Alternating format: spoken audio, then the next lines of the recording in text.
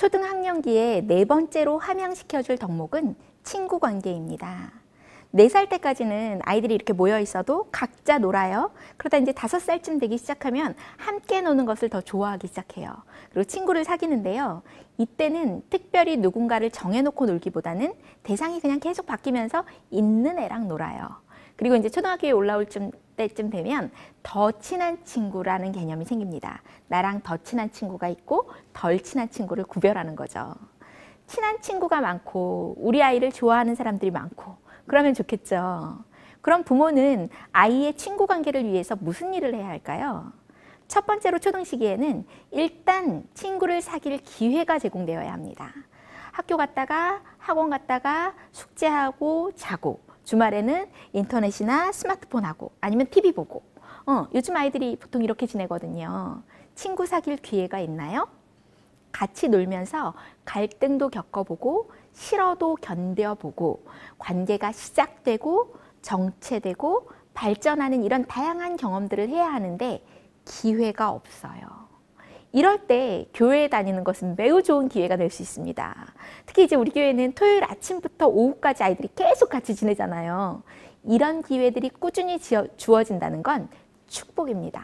아이를 위해서라도 교회 출석 열심히 해주세요.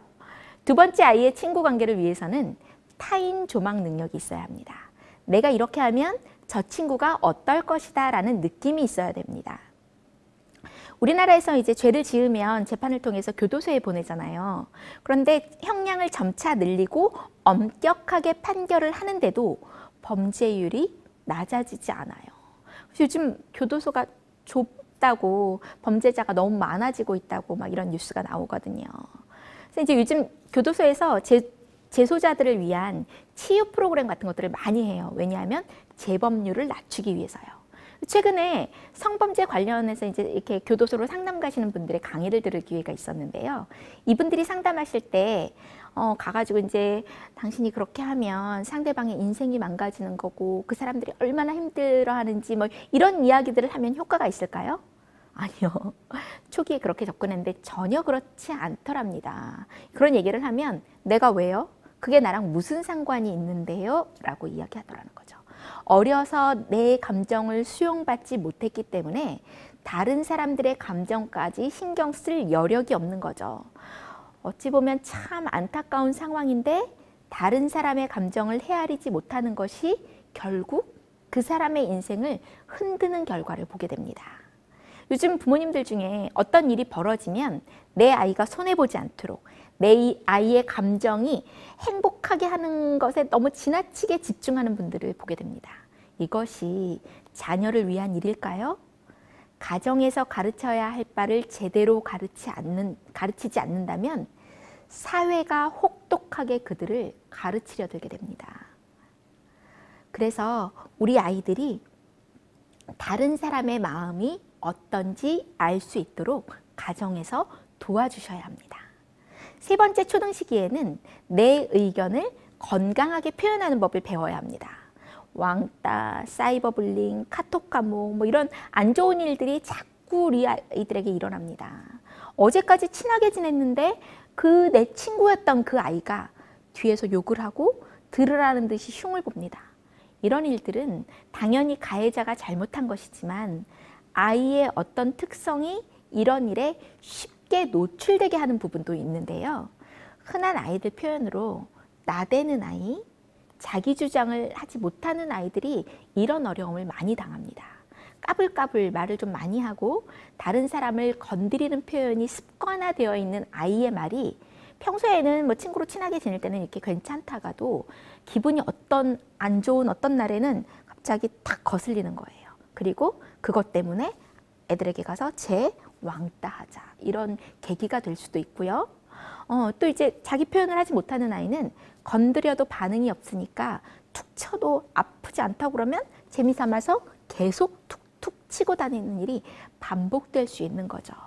그래서 우리 아이들이 너무 이렇게 까불까불 남을 공격하는 말투 아니고 나의 싫고 좋음을 꼭 너무 참는 것도 아니고 건강하게 표현하는 연습을 할 수 있도록 해줘야 됩니다. 싫으면 싫다고 말할 줄 알아야 되는 거죠. 이런 연습은 일상에서 부모의 모본과 건강한 표현을 자꾸 접함으로써 성장하게 됩니다. 그래서 우리 아이들이 건강하게 표현하고 다른 친구와 좋은 의견을 주고받게 만들어주는 것이 친구를 잘 사귀는 방법입니다. 마지막으로 초등학년기 아동들은 발달 단계상 이분법적 사고를 하는 경우가 많아요. 지금 내가 배운 그 사실 하나로만 세상을 보는 거죠. 선생님이 떠들지 말라고 했어요. 그런데 친구가 떠들어요? 안 되는 거죠. 야, 조용히 해. 아니면 선생님한테 선생님 얘 떠들어요. 이렇게 바로 일러요. 엄마가 안식일에 뭐 사 먹지 말라 그랬어요. 그런데 교회 친구가 사 먹어요. 굉장히 억울하게 느껴지고 나만 손해보는 것 같은 생각이 들죠. 또는 쟤는 나쁜 애야 이런 생각이 들어요. 동생은 공부를 안 해도 되는데 나는 왜 매일 문제집을 풀어야 하나. 동생과 나를 비교해요. 나만의 시각, 내가 접한 어떤 사실로 모두를 해석하고자 해요. 이런 현실들 때문에 아이들이 감정적으로 어려움을 느껴요. 그래서 이럴 때는 세상을 보는 다양한 시각과 내가 미처 보지 못한 다른 사정들을 생각할 수 있게 도와주셔야 해요. 사람들이 가진 다양한 형편과 가치관, 또 미처 몰랐던 형편들이 있을 수 있다는 것을 자꾸 발견하게 도와주시면 다른 사람을 이해하는 폭이 넓어지고 친구를 사귀기 좋은 성격이 될 수 있어요.